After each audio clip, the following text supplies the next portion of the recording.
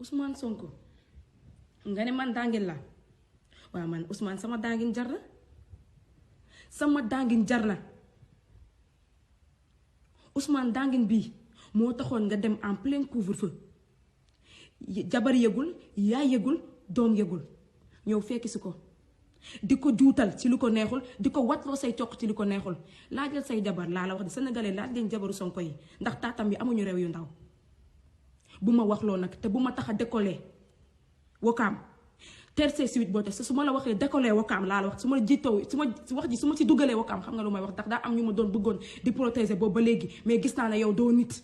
bu ma waxloo te boo ma waxloo te su ma génnee dootul baax ci yow yàgg nga jàpp ay xale yu ndaw laa wax di leen def loo xam ne des choses yoo xam pas catholique du man kese te bu ma waxloo ndax am na ñu bëri yoo xam ne dama leen doon protéger comme wax la ne te gasa lañ ci woote dinañ la si wuy si ba mu mat sëkk dootuma la may doomu terban bi nga doon doomu xaraam bi nga doon yow tu as même pas honte de mordre la main bi nga xamante ne moo la def ki nga doon tey yow Ousmane yow maa la créé yow tu m'as utilisé pour am li nga bëgg yow man des fois sax je me demande est-ce que kii xamul woon ne man tôt ou tard dinaa ko porter plainte pour mu victimiser wu wax lu muy wax ne moom la c'est un complot léegi yow bàyyi nga comploteurs yi nga doon wax ne ñoo la comploté léegi mën ngay attaqué bàyyi nga ñoon yëpp léegi si mën nga ne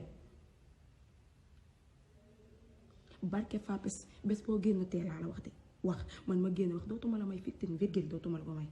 sa taat yi nañ wax bu fekkee ne sa taat yow amuñu ay réew yu ndaw xaw ma ndax léegi ndax màgg nañ ndax xaw ma ay réew yu ndaw ay traiteur yu ndaw la amoon sa taat yu ak say taat yu ñuul